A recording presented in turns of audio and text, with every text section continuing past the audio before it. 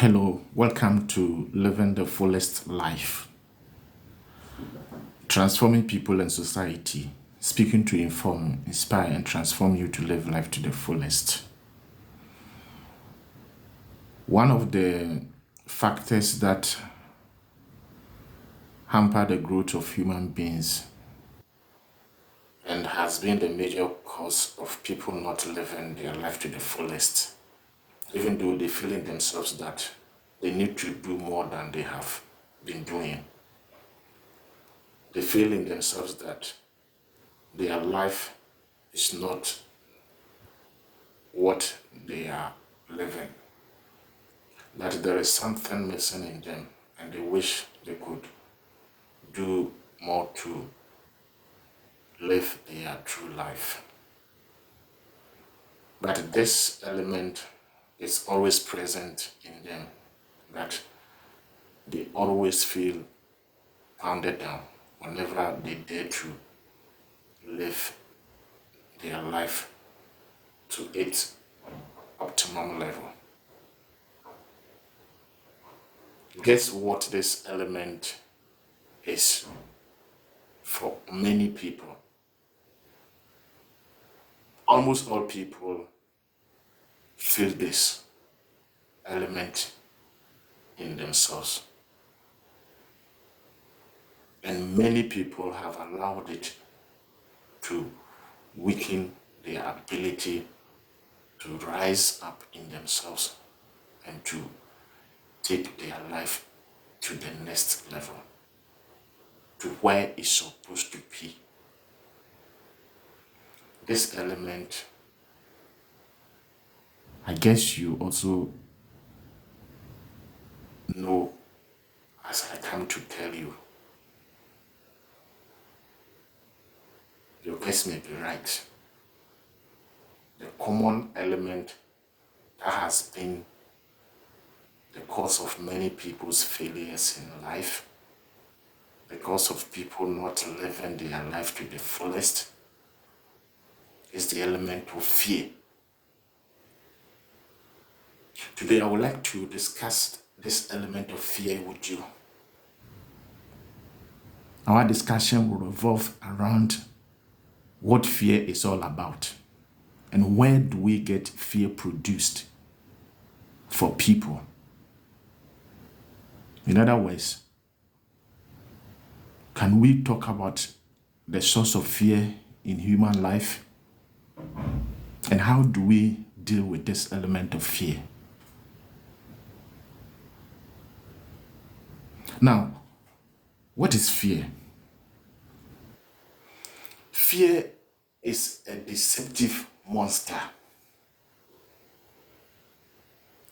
It's a deceptive monster. Fear is a non-existent reality.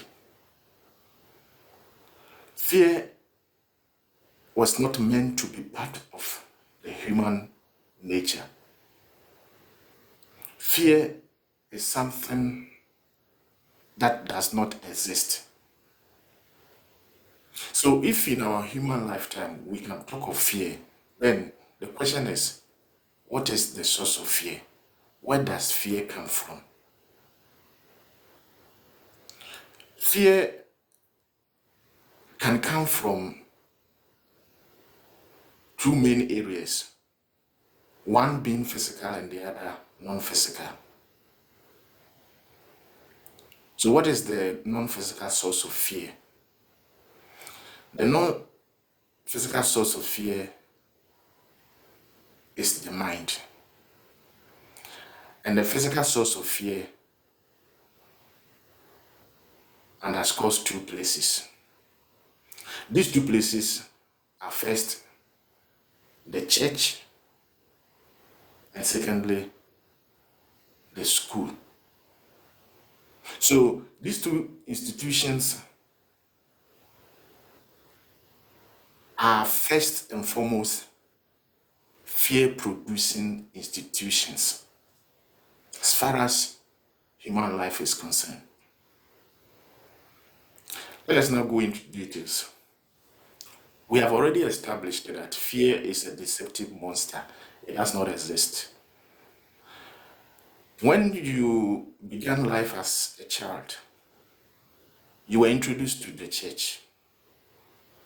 In other words, religion. And throughout your upbringing and your developmental stages, you have lived most of your time in the church. What have you received from the church that did not put fear in you? The teachings you have been through in the church, most of the time have centered around two ways of looking at life, good and evil, reward and punishment, heaven and hell, and any other thing you can talk of. Now, such teachings have the tendency and have always had the tendency to produce fear. For they seem to divide the human life into two aspects all the time. That you are either on the side of one or you are on the side of the other. When you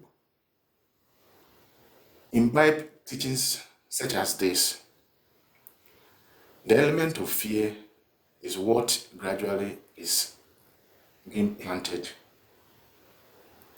into you. In the church, you have always learned that life is passing through stages via time. And once you are born, you will grow up, and per your deeds, you will be judged at the end upon death, either to go to heaven or to hell. So, imbibing such a teaching, you already have in mind there is something that will befall you should you err on the way as you grow up. And so, having this at the back of your mind, the element of you always getting frightened of an unknown future, should you meet death, what will happen to you? If this becomes the basis for your thinking and way of life and how you think about life, you automatically have fear lingering on your mind. And once you give birth to this fear in your life, you will always be dragged back. And your progress in terms of living your life to the fullest will be hampered. This aspect of teaching of the church and religious organizations has done more harm than good. The fear element that it has produced in human beings has always made human beings to retrogress. When you have at the back of your mind that you have to do good so that you will be rewarded, and you have to avoid evil so that you are not punished, then the question is, what is human life about? Do we need to know that we must do good before we do good? Are we created good? Or we are to know that we are good before human nature can be considered to be good? Fear is something that the teaching of the religious bodies have always produced. we must know that our attendance in the church has enabled fear to be born in us. Religion has served to nurture fear in human beings through the teaching on heaven and earth, heaven and hell, sin and judgment. The next physical area where fear is produced is in the classroom, in the school. You go to school and you are taught what to do, what not to do. Failure to do what you are not to do results in you being punished. And then you are given the exams, test to do. And depending on the conditions set, if you fail, you are either beaten, you are not promoted, you are disgraced. And so the next time you are approaching a test, you have that fear, the fear of not being disgraced upon failing a course or a subject. And these kinds of behaviors, you pick them up in your early stages as you grow up. So in childhood, you are made to succumb to these kinds of conditionings. You don't seem to have a choice but to accept them. And once you accept them, they become part of you. And you grow up living your life in fear. You don't seem to be yourself anymore. Fear is ruling your life, and fear is dictating to you. Now, the time has come for you to wake up. Wake up from that sleep. Wake up from that fear.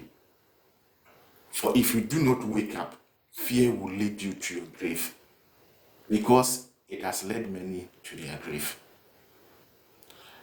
Know for sure that fear does not exist. Imagine that you were not to go to the church. Imagine you were not to go to school. And you came to this world with that free mind, with that exuberance, with that energy of a child, where you were exploring things without restrictions. And you could feel fulfilled. You could feel that you were living your life. Now you go to the church, you go to school, and you begin to imbibe fear. You begin to have that sense of fear in you. And you grow up into adulthood, and fear has taken root in the whole fabric of your human existence. And everywhere you are afraid. You can't live your life to the fullest. Why? This is the time of awakening. Wake up from that fear. Wake up. If you do not wake up, fear will lead you early to your grave. The next source of fear, which is non-physical, is the mind. Now, not only that we blame these institutions for helping to implant fear in you, but as you grow up too, your mind grows, and the fear that you have imbibed, your mind will pick it up and then will keep nurturing it. So the mind now accepts that fear, and then it creates it more as you advance in age. The mind will always give birth to this fear, which was taught to you, and now you accept it and you use your own mind to create it. So you can now understand why, even after you have left the church, you have left school, what you are left with is your mind. And you use your mind to keep this fear always intact. You keep this fear growing. So, now that we have seen how fear came about and our part in contributing to its provenance in our lives, What do you do with fear now? So how do we then deal with fear? Knowing very well that it's a deceptive monster, something that does not exist, something that has come from outside of us, which means that we still can have the power to deal with it because we have accepted it and have used our mind to create it. And so it lives and lingers on in our mind. So whenever there is something, a course of action we want to embark on, our mind will tell us different things, and that will bring fear into us. Now, we now want to explore how we can deal with fear so that we can be at our best as human beings, so that we can live life to the fullest. Now, the first thing we have to do to deal with this fear is knowledge of self. You must know yourself. Knowledge of self. This means that you have to eschew ignorance. Knowledge of self. Know yourself. Who are you? Know that you are not the name they have given you. You are not what others have told you. Who are you? Learn to discover who you are. Because if you were to know who you are, you would not bow down to certain things that impose fear upon your life. You are greater than the fear you have nurtured in your mind. You are greater than anything external to you. In fact, you encompass all, and all is in you. You are greatness. You must begin to live that greatness and see whether fear will have a place in you. Fear has no place in you. Know yourself. Self-knowledge is very important. And that is why you need to wake up. Because the sleep that is upon you has caused you to miss out on knowledge of yourself. You do not know yourself, and so you do not really know that you can fight fear, that fear is afraid of you, that you need not fear anything. Know yourself. The second that thing we want to talk about in order to deal with fear is that stop believing what you do not know. Stop believing what you don't know. In other words, avoid ignorance in your life. Avoid ignorance. Don't stay ignorant. If you do, fear will always be your friend. And having fear as your friend, you will never be yourself any longer. So avoid ignorance. Stop believing what you don't know. The moment a belief is pumped into you, it takes on a nature,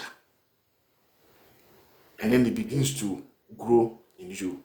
So depending on that kind of belief, if it's the belief in something frightening and you believe it, you will definitely have fear being born in you. So if you are sold a fear believing element, try to diagnose it, try to process it and see if it's true. Know about it before you commit to believing it. So avoid ignorance. Do not believe what you don't know. Now, you might think that this is against faith. Do you even know what faith is? What is faith for you? And does faith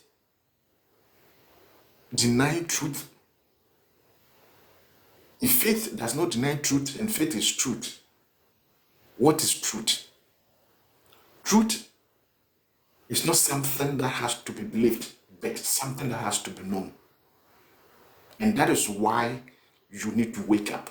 It is when you wake up, you will discover truth.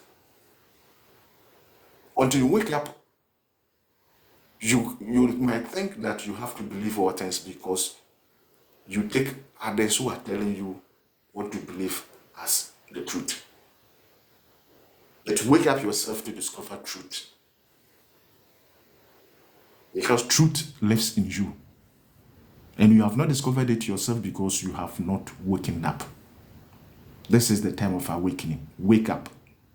Stop believing what you do because belief is a poison. It can kill your spirit. And it can inject fear into you. Stop believing what you don't know. Avoid ignorance in your life. Wake up now. Now, the last thing we want to talk about in terms of dealing with fear is you have to stop engaging the mind in dialogue on two things. Stop engaging the mind in dialogue on two things whenever you have to take action. What are these two things? First, the fear of consequences of your action. And secondly, the opinions of other people. You have to stop engaging the mind whenever you have to take a particular action. Now, when do you see fear beginning to grow in you? It is when you are faced with the challenge of embarking upon a particular course of action. How does it happen? It happens when the mind tells you that if you do this, this consequence will befall you. If you do this, this person will say this. People will say this. There and there, fear is being born.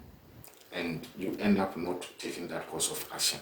So, if you want to deal with fear and want fear to flee from you, do not engage the mind in dialogue on these two things. Consequences of your action and the opinions of other people. Those don't matter to you. What is right is right. Do it. Regardless of consequences and opinions of other people. Your life is your life. Rise up and live your life. Do not allow fear to be pounded upon you always. Live your life now. Wake up and live your life.